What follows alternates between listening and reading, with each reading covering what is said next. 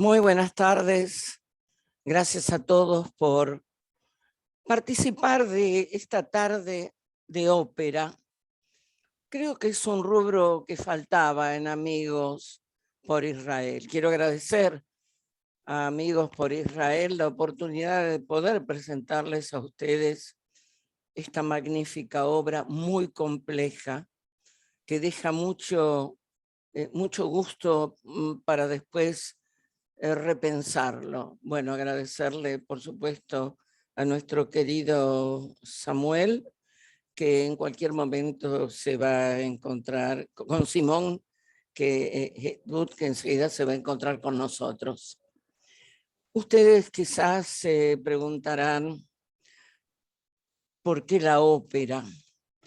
Bueno, dentro de las inquietudes que cada uno tiene, yo amo la ópera porque es completa.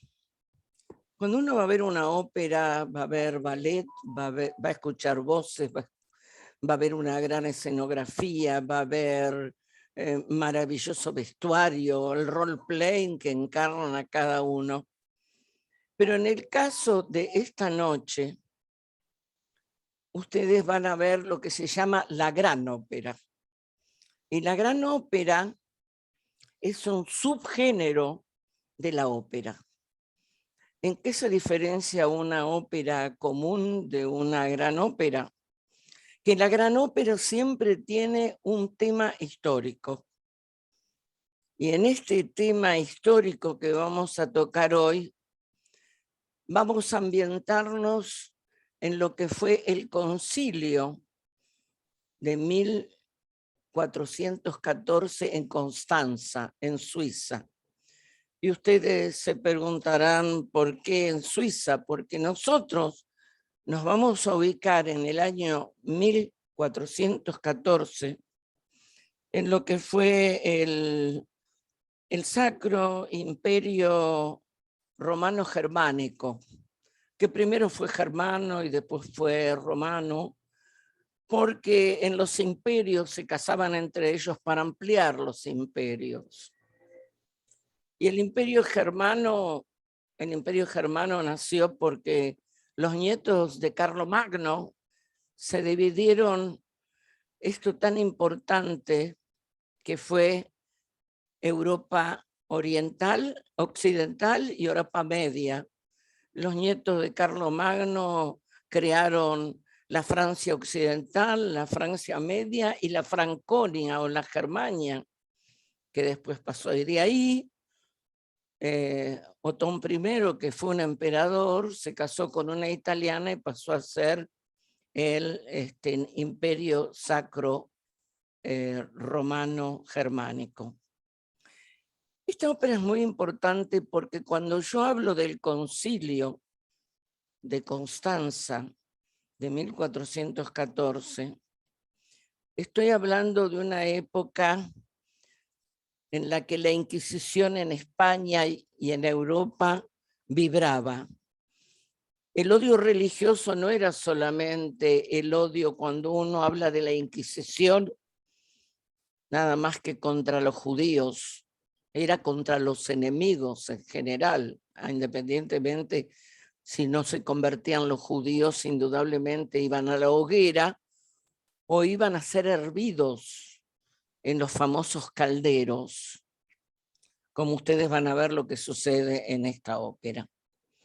Esta ópera fue escrita por Jacques Fromental-Levi, un gran compositor judío que la inauguró junto con el escritor Eugène Scribe, otro grande de Francia, en el año 1835. Yo los quiero ubicar a ustedes, 1835. Veníamos hace 40 años de la Revolución Francesa.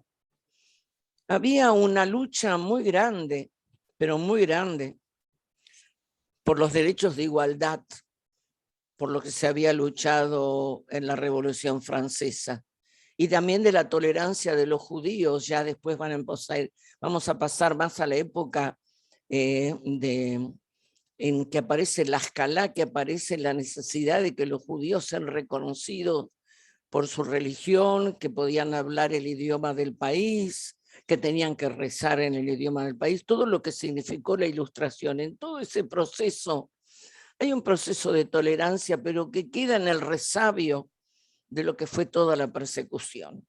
Entonces nosotros nos vamos a remontar a qué pasó y por qué se estableció el Concilio de Constancia de 1414. ¿Por qué ese concilio? Porque había muchos problemas internos dentro de la Iglesia. Estaban los emperadores o los reyes que se asumían como emperadores, y un emperador era el que dominaba tanto el imperio como la Iglesia. Y había mucha división dentro de los imperios, porque todos querían de alguna manera conquistar. Estaban los menores y estaban los imperios mayores. Pero fundamentalmente lo que pasaba en la Iglesia, que en ese momento había una lucha muy grande con los husitas. Recuerden que estamos en plena Inquisición. Los husitas respondían a Juan Hus, que luego de 1414 a 1415 es quemado vivo, hervido vivo y tirado allí, porque él quería romper con el cristianismo clásico y fue el que comenzó la lucha por el protestantismo, que luego viene Martín Lutero y pasa a ser el luteranismo. ¿Cómo alguien se atreve a discutir el poder de la Iglesia? Y al discutir el poder de la Iglesia tiene un alto caso. En el caso era Juan Hus, de donde vienen los husitas, porque lo que ustedes van a ver en esta obra, y sobre todo en el primer acto que luego voy a pedir al operador, es que en el concilio ecuménico donde los católicos van a luchar, ganan contra los husitas y se sienten que vencen, porque además tenían un problema entre los papas. De ahí viene la historia de los papas que estaban en Roma y los papas que estaban en Aviñón. ¿Ustedes se acuerdan?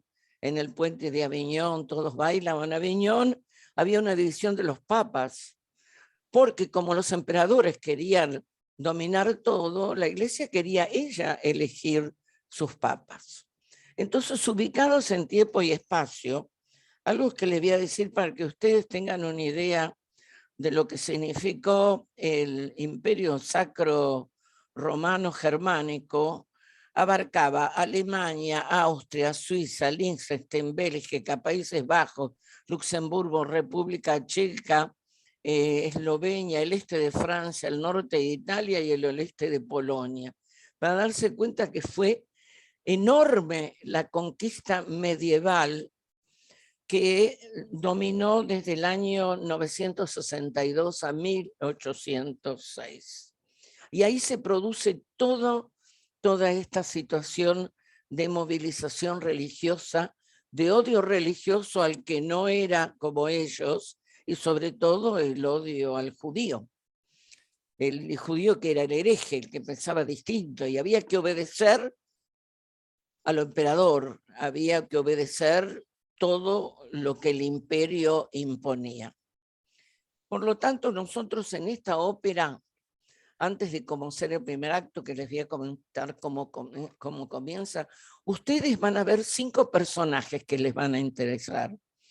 A Eleazar, que es el joyero, el judío. Cuando uno dice joyero, era la asociación de judíos. Todos sabemos muy bien lo que significa el señalar al judío, por eso se llama la judía también. Entonces tenemos a Eleazar el joyero, tenemos a su hija, está representada, bueno, el que hace de joyero es Neil Shikov. Ustedes van a ver no solamente, van a escuchar una voz excepcional, sino la interpretación de él, porque él es judío. La interpretación judía de él dramática queda para la historia, no de la ópera, queda para la historia del arte en el mundo. Y recuerden a Ishikov, la que hace de Raquel la hija, que es una hija dudosa, vamos a ver, es Casimira Stoyanova, una rusa con unos gorjeos que es impresionante el dominio que tiene. Y van a ver a un príncipe Leopoldo, porque estamos hablando de Constanza. Ustedes escucharon hablar del lago Constanza, que es un príncipe Leopoldo, que es un chino que hace de príncipe Leopoldo y que a su vez hace un papel muy particular. Y la princesa Eudoxia, que es la sobrina del emperador Segismundo, que los va a ir a visitar. Alguien que es muy importante, el cardenal Brogni. Vamos a ver quién es el gran prévôt, que vendría a ser el alcalde, y un monarca. O sea que tenemos nada más que 5 personajes. Estamos ubicados entonces en el 1414, en el concilio de Constanza. Sabemos que hay un gran problema religioso, que han ganado la batalla contra los husitas, que los amenazaban con dividir la iglesia. Y entonces ahora nosotros, al comenzar a ver el primer acto, que es breve, se trata de cómo están en la iglesia rezando y agradeciendo a Dios haber ganado la batalla contra los husitas, sus enemigos, pero también se va a escuchar un ruido que es el joyero, que no obedece que es un día de fiesta, porque el joyero judío tiene su propia fiesta y él sigue trabajando, y ustedes van a ver en el canto del coro cómo hablan del joyero, el que tiene oro, el rico. Así que en el trato del diálogo que ustedes van a escuchar en la cantata, en la iglesia, ya ahí empiezan a percibir esa atmósfera de antisemitismo, esa forma de despreciar al judío que tiene oro, porque no está sometido al honor en la iglesia, agradeciendo a Dios haber ganado contra los husitas y esperando que venga el emperador de visita, que es el emperador Segismundo, para poder terminar de celebrar. O sea que tanto el cardenal Brogni como el que hace de alcalde, como hace el de sargento, están allí para controlar a la muchedumbre y para celebrar haber ganado esta batalla. Los invito a ver este primer espacio y le digo al señor operador si por favor puede ponerlo para ubicarnos la escena de lo que significa la alegría de haber ganado contra los husitas. Señor.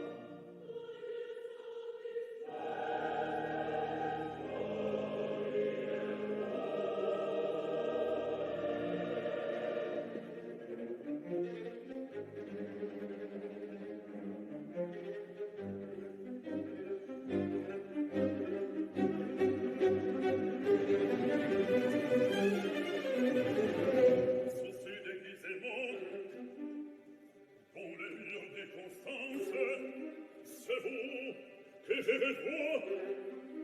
Silence. Ta seule chère mère, qu'ici je sois connu. Pardon, père, vous êtes attendu. Que si Gisement ignore ma présence, jusqu'à ce soir du moins. Mais quel concours immense, et pourquoi cette foule? Ne savez-vous pas qu'aujourd'hui Sigismond arrive dans Constance pour ouvrir un concile où princes et prélats font de la chrétienté terminer les débats, décerner la tiare, éteindre l'hérésie, et divulguer justice, juger les dogmes impies. Déjà ces partisans, celui-ci fameux, sont tombés sous les coups des bras victorieux. Et l'empereur au ciel aujourd'hui même rend grâce des exploits sur héros qu'il aime. Entendez-vous ces chants? Éloignez-nous, amis. Attendons le moment de reparaître ici.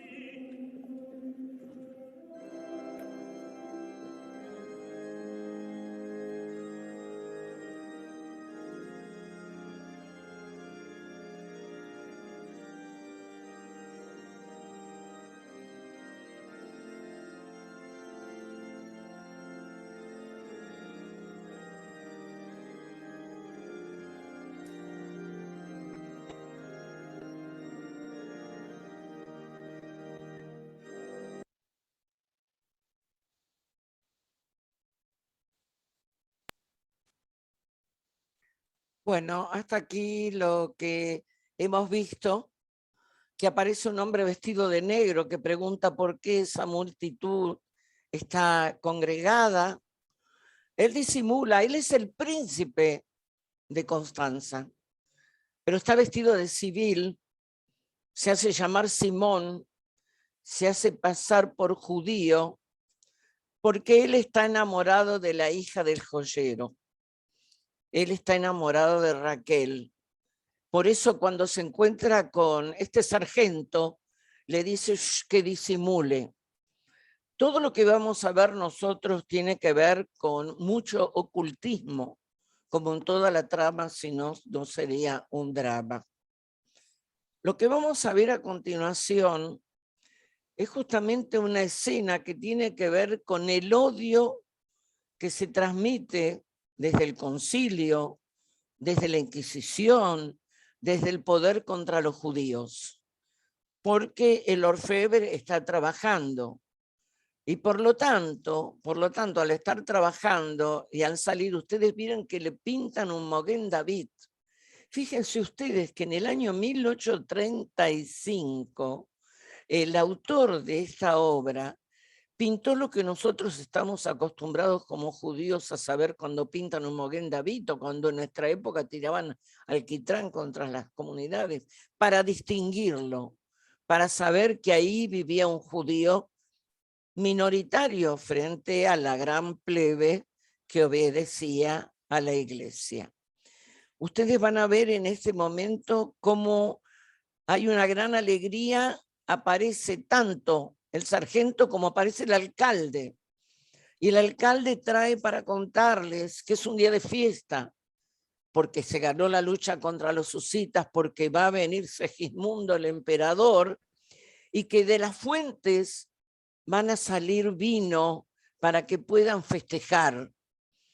En ese momento sale nuestro joyero, al que le dicen el judío, el que tiene oro y que su hija lo protege.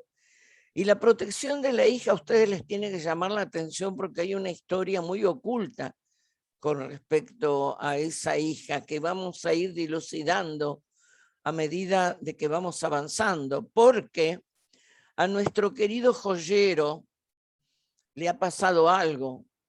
Él venía de Roma, el que es el cardenal ahora que ustedes van a ver como bajo una actuación espléndida. El primero era un conde en Roma, Luego se hace sacerdote y cardenal, pero él tiene una historia muy negra, porque él cuando era conde odiaba a los judíos y mandó a matar a los hijos del joyero.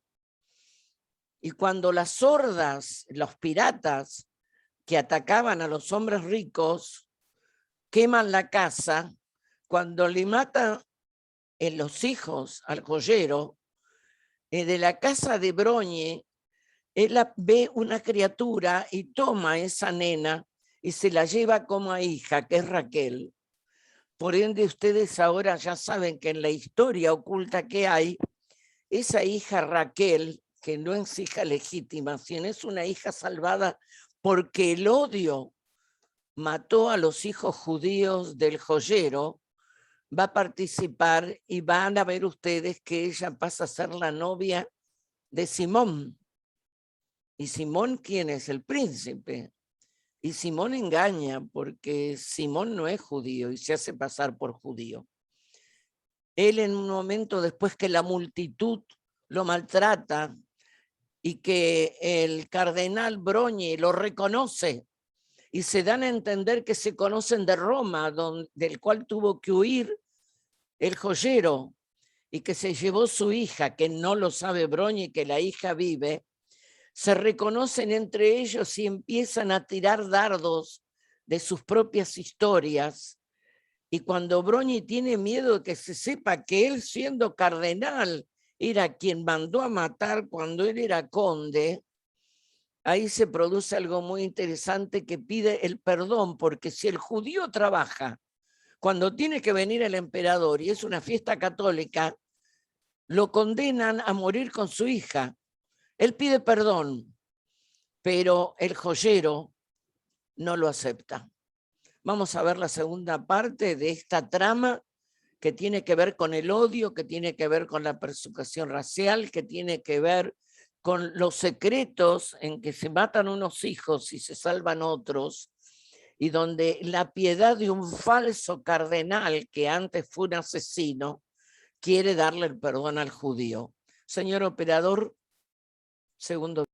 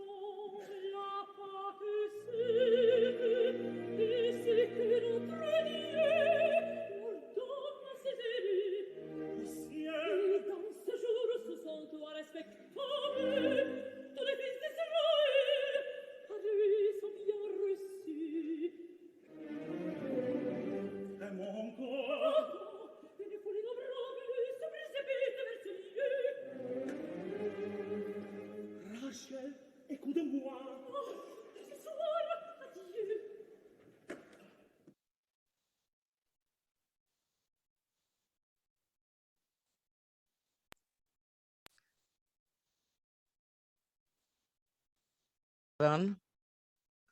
Hola, hola, hola.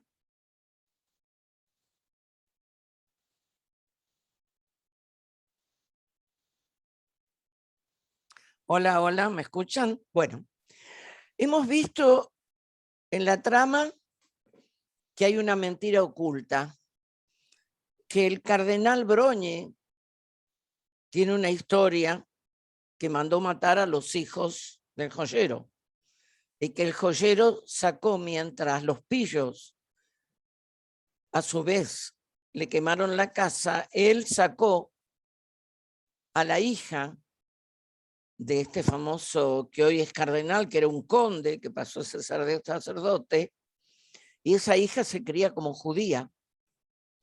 Este es el primer secreto que vamos a ver. El otro secreto que ustedes ven, el hombre, el chino, vestido de negro, es el príncipe de Constanza, que se hace pasar por un judío llamado Simón, que es un artista.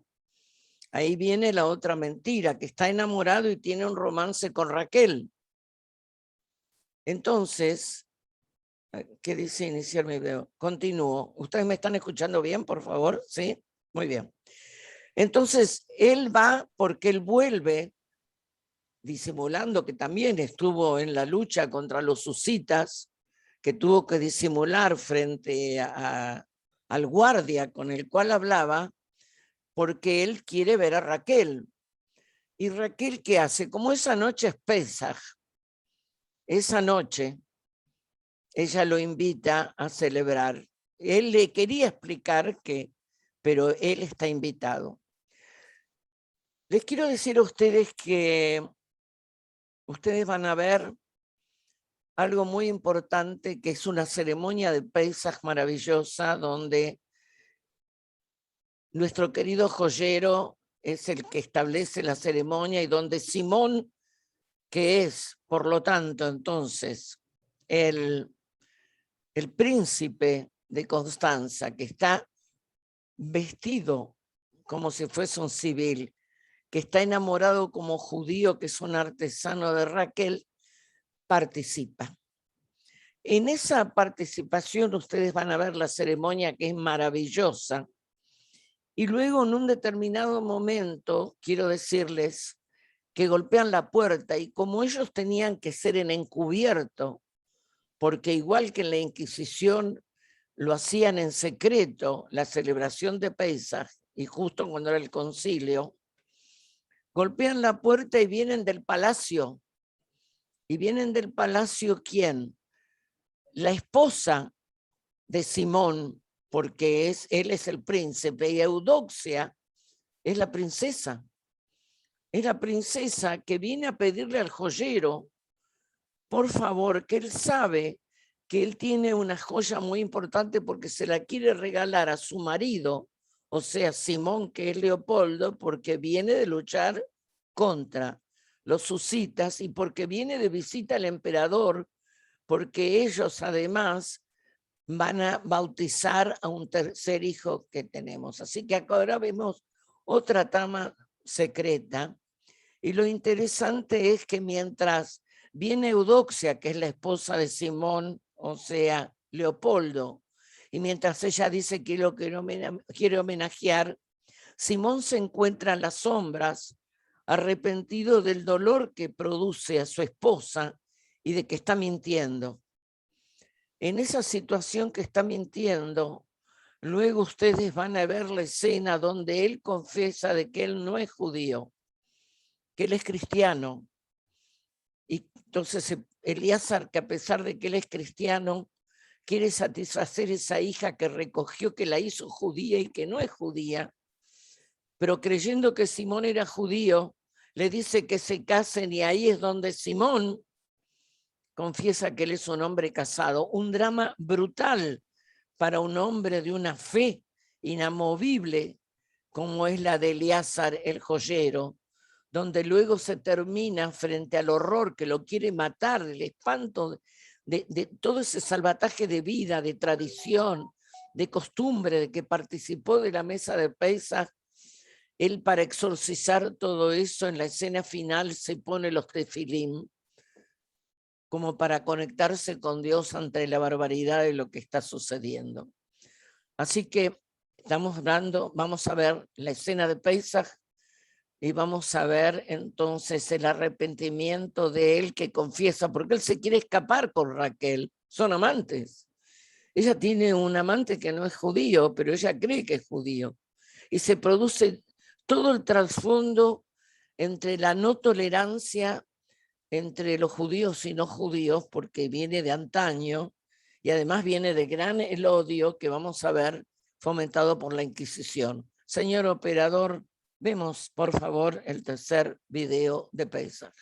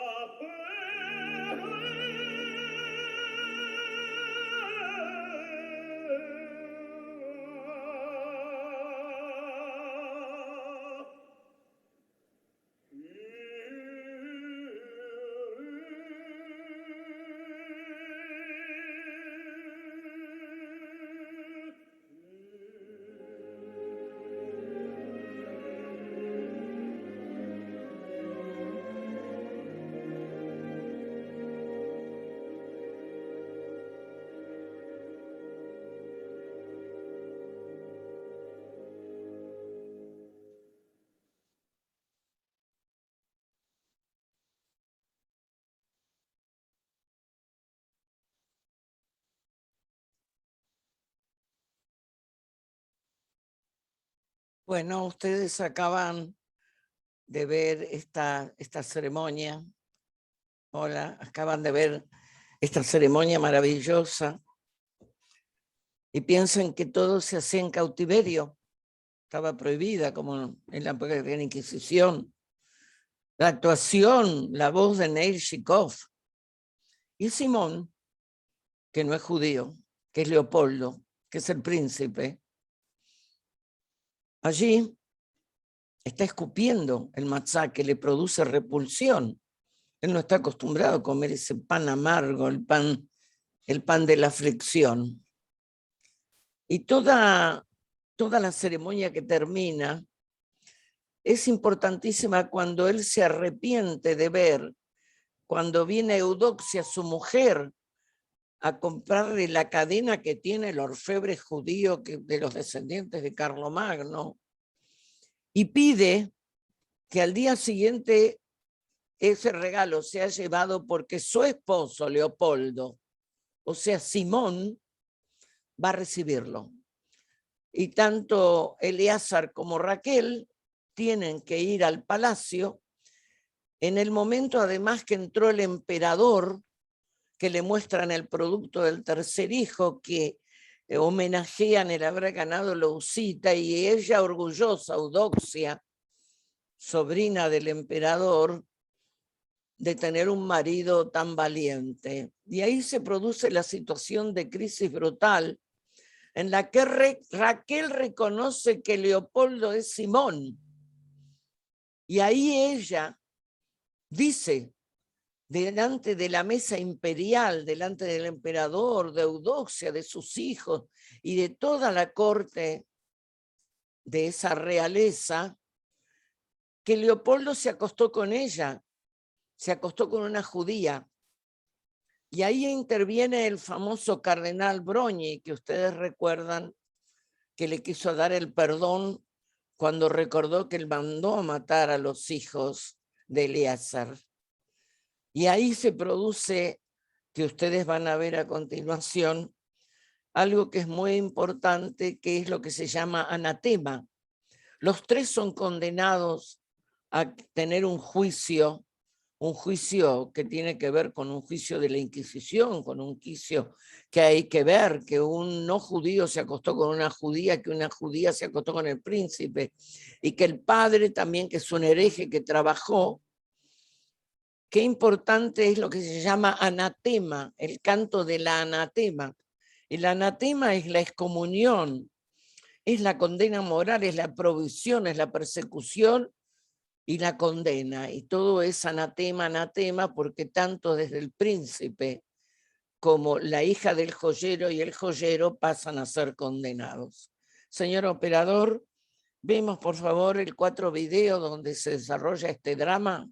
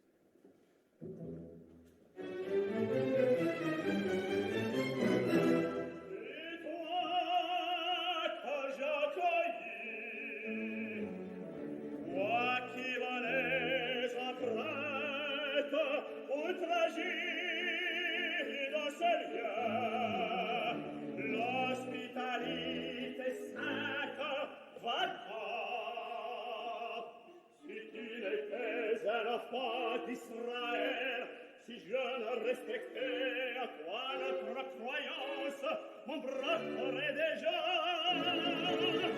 rapide comme un frère, je n'avais de la mire ta vengeance.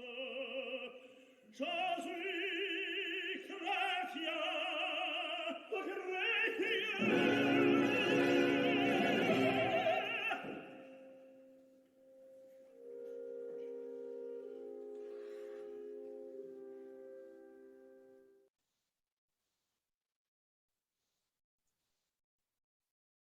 Bueno, ustedes vieron el dramatismo de lo que significa darse cuenta de que lo estaban traicionando.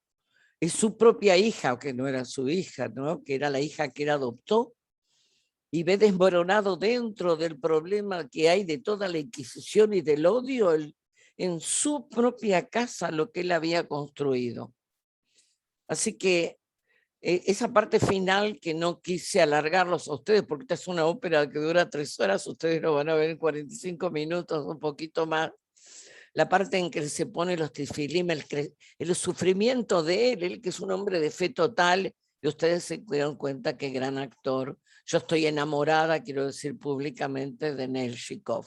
Así que vamos a la escena de anatema, de la condena moral, de la excomunión de aquellos que tanto para los cristianos y los judíos se han mezclado, que está prohibido, como prohibieron los alemanes con los juicios de Nuremberg, que los judíos no podían tener relaciones con los cristianos, y se produce la condena que van a tener el juicio de parte nada más ni nada menos que del cardenal Brogni. Por favor, el próximo video, señor operador.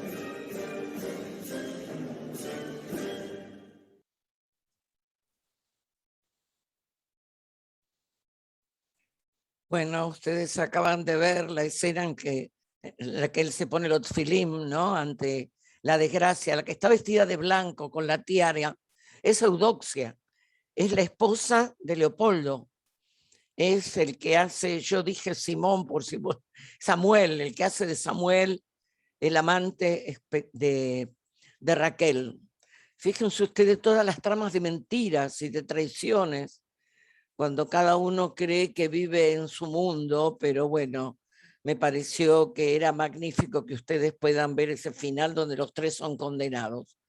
Ahora vamos a ver un video en la parte donde el cardenal Brogni, que después de todo, el que decide la muerte y la vida de los demás, como decide la Inquisición, quién va a vivir y quién va a morir, con todo el juicio de lo que tienen los tribunales inquisitorios, él le pide a Raquel que se convierta porque él siente que es una mujer joven, él no sabe que es su hija, pero vaya a saber qué misterio lo lleva a pedirle que ella se convierta para que se salve.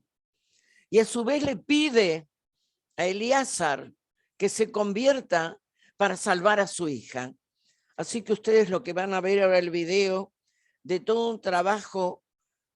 Hay que convertirse para salvarse, como nosotros supimos perfectamente todo lo que pasó, inclusive recordando el proceso de los sefaradíes, que muchos se convirtieron, pero los demás se fueron por toda Europa, de lo que ha pasado, por supuesto, en la Inquisición.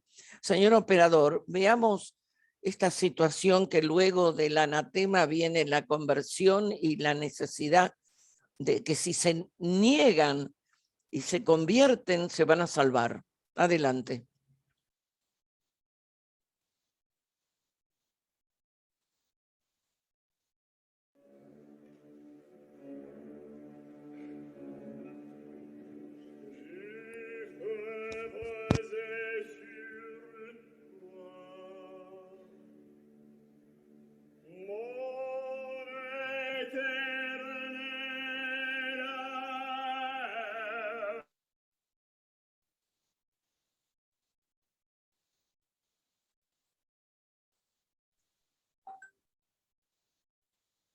¿Qué es lo que ha pasado, señor operador?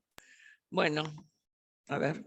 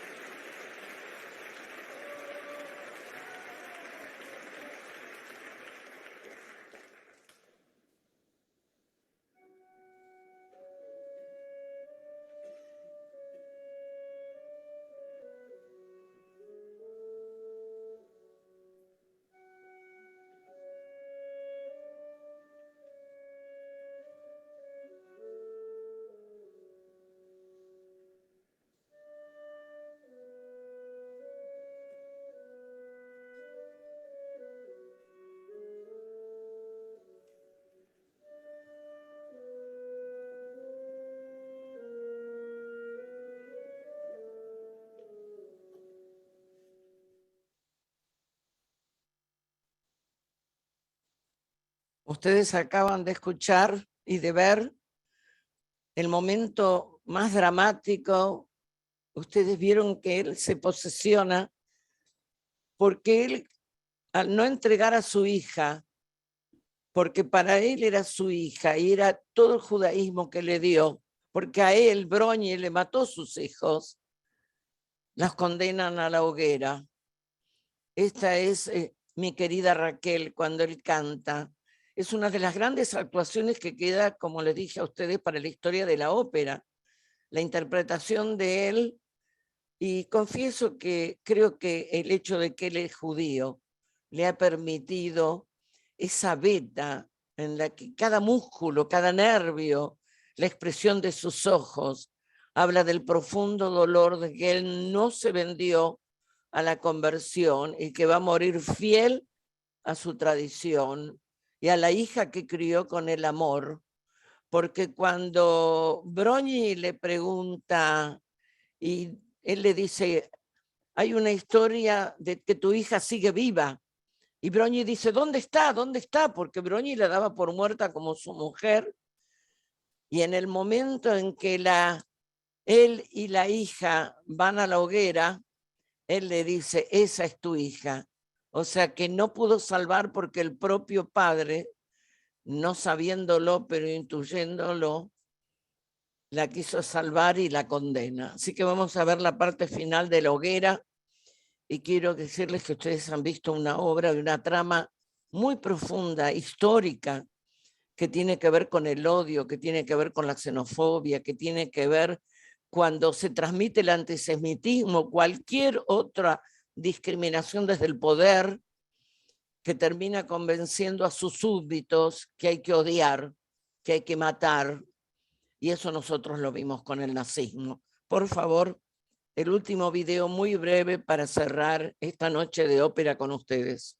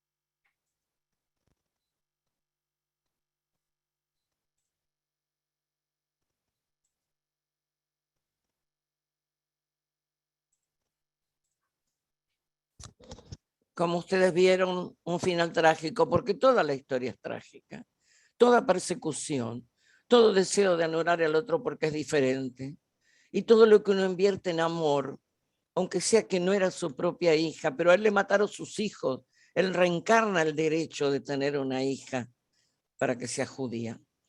Esta actuación de Neil Shikov para mí es inolvidable, es una de las grandes actuaciones que no voy a poder olvidar porque es maravillosa su voz, su actuación, cuando él se desnuda, cuando él se va sacando la ropa y la pone prolijita para entrar al caldero, a la hoguera, al agua hirviendo de la Inquisición, es maravillosa. Quiero decirles que esta ópera que dura 176 minutos, prácticamente 3 horas, la pude dar en 1 hora y pico, gracias a la colaboración que tengo de Simone Edbull, que juntos trabajamos enormemente para elegir las partes más importantes, porque ustedes vieron que el escenario es inclinado, ¿Y saben por qué?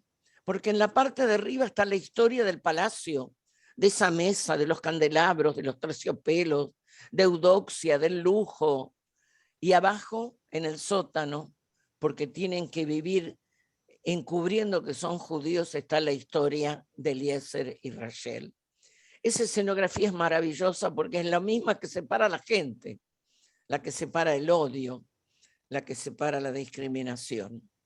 Así que de mi parte, agradecer a Amigos por Israel que tuvo la confianza, por supuesto a Simonet Bull, con el que trabajamos intensamente para elegir las partes, haberles ofrecido a ustedes la historia de un compositor como Jacques Fromental Alevi, que lo que quiso rescatar, que a pesar después de la Revolución Francesa, y esto se presentó en el 23 de febrero, que es mi cumpleaños de 1835, esta ópera, lo que quiso mostrar a uno lo que queda del odio sedimentado de siglos.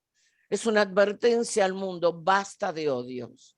Y ya estamos hablando de la época de la emancipación, estamos hablando de la escala, del iluminismo, del deseo de que los judíos sean iguales que todos los demás, y sin embargo no lo hemos conseguido. Solamente conseguimos ser judíos libres con el derecho a defendernos desde la creación del Estado de Israel. Así que Amigos por Israel y a todos ustedes, muchas gracias por estar y gracias al operador que estuvo atento a cada uno de los tramos. De mi parte, buenas noches y nos escuchamos en cualquier momento. Creo que voy a estar con ustedes en Inés Grimland la próxima semana, donde vamos a hablar de humor de los tontos, para saber que los tontos no son tan tontos. Así que los espero en la próxima y a ustedes, gracias. Shabbat Shalom.